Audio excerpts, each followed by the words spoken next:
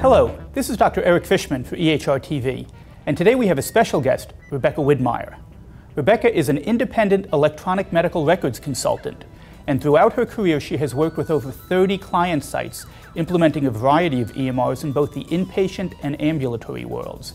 She is a graduate of the University of Wisconsin and received her master's degree from Duke University. Rebecca, thank you for joining us. Thank you for having me. It's my pleasure to be here. Well, thank you. And I understand you have more experience in implementing EMRs than most people, having started actually quite a number of years ago.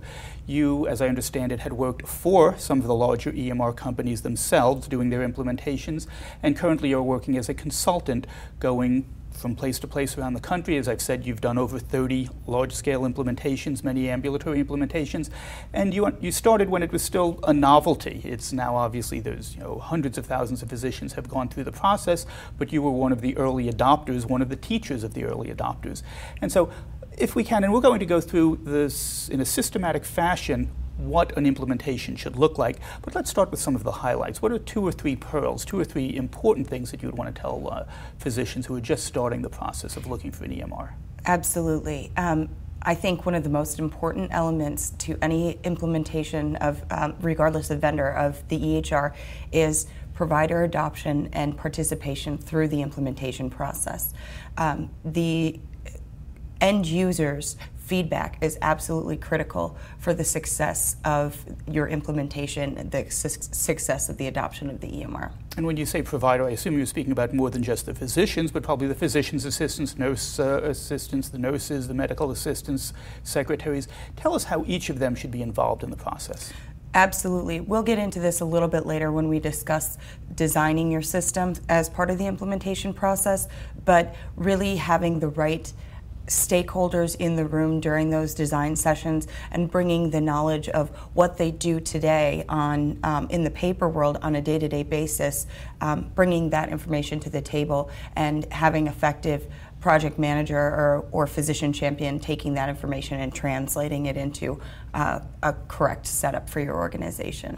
Okay, and we're here today to speak about implementation, but having spoken with you earlier, I understand that it's your opinion and mine as well, that a proper implementation starts in the readiness assessment stage, that you need to determine what it is that you want to accomplish, and then even in the selection stage, you need to know what workflows you're going to be doing. So if you can step back and go to the pre-implementation stages and talk about what somebody should be doing even before they've selected the vendor of choice to determine and to facilitate a proper implementation, that would be helpful.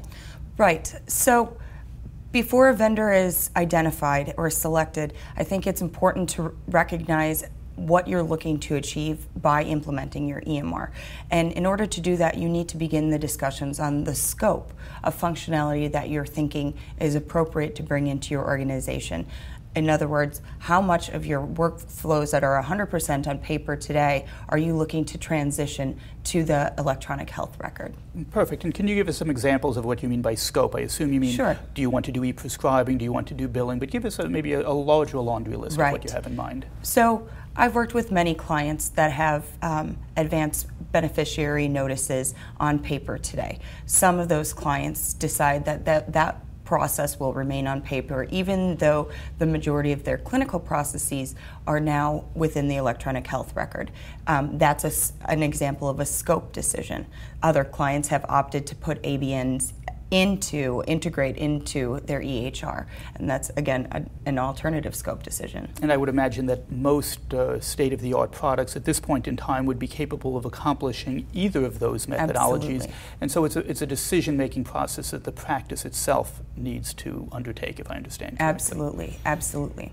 And so with that, if we could be a little bit more methodical now with this overview and talk about the specific steps that you would encourage a practice. And let's, for the purpose of today, stay with smaller practices, 1, 2, 3, 4, 5 physicians, maybe up to 10 physicians. But let's stay away from the inpatient world for now and discuss some of the systematic steps that need to be taken for a small practice to select, implement, and most particularly finish the process of implementing an EMR.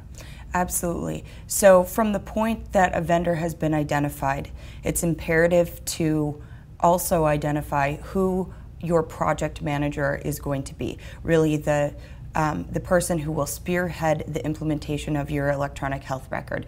And the designation of that individual is really going to depend on your specific organization, budget, if you have an extremely savvy or motivated provider who wants to take this on as part of his or her day-to-day life as well. Is that, excuse me, is that usually one of the physicians in the practice, or can it vary and be anybody? It may be. I have seen the project manager being someone assigned by the vendor, so a vendor employee. There's independent contractors like myself who will come in and lead the project and then go bye-bye after the system is live. And I've also seen organizations where there's a very motivated or tech-savvy physician who really wants this to be his or her baby. That would be the physician champion. Correct. And physician champions exist on, and they should exist on any implementation. It's the degree of responsibility of actually customizing and designing the electronic health record that may vary. And so the physician champion does not have to be the project manager. It Correct. can just be that person is the one encouraging the other practice participants to be utilizing the software. Absolutely, the super user, if you will. Okay. And so after that step, where do we go? So as soon as you've identified who's actually leading the project, it's important to start analyzing your project timeline, doing milestone analysis, and solidifying your scope. And I gave an example earlier of scope, but part of the process of project planning is identifying your rollout schedule. For instance, some provider practices like more of an incremental implementation where they want to start off with only limited physician documentation and eventually include ordering functionality and maybe scheduling down the road. So part of that planning process will be determining what's in scope and attaching timelines and goals. And you've mentioned timelines a couple of times, and if you could give us a range of expected times to do the implementation. So again, we've chosen the vendor.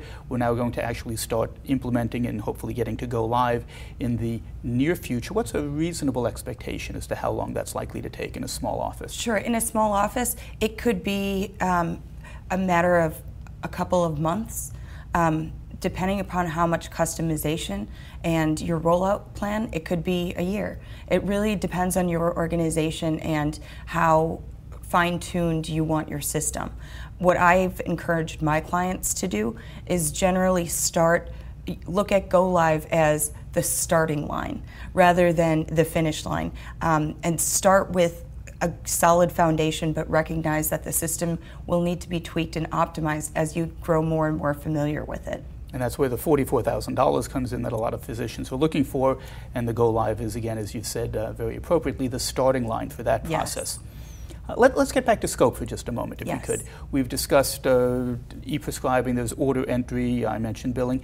Can we address what the most common portions of the EMR are that people are interested in using in your experience? Sure, absolutely. Well, it can vary from organization to organization based on the provider personality mix and the end user personality mix and priorities within organizations. Some customers that I've worked with have had challenges in the billing arena, so they've elected to start with more of the billing aspects of the electronic health record. But I usually encourage my clients to start with the clinical side and let billing practices remain in place and get providers really comfortable with the clinical workflows in the EHR so that you can then associate the billing in the background to what providers are now comfortable with doing. And thank you. And for those who are not that familiar even with the phrase clinical portion of an EMR, can you explain what that entails, what the universe of functionality would be? Sure, absolutely. So when we discuss in the EHR world clinical versus practice management or billing, we're really talking about end users who touch patients in any capacity in terms of whether it's signing them in to the office, whether it's resulting labs on a patient. That would be more of the clinical side of the world. And the obvious providers, nurses, nurse practitioners, and so forth. Practice management side of the world would be more of registration. Billing is obviously your back office.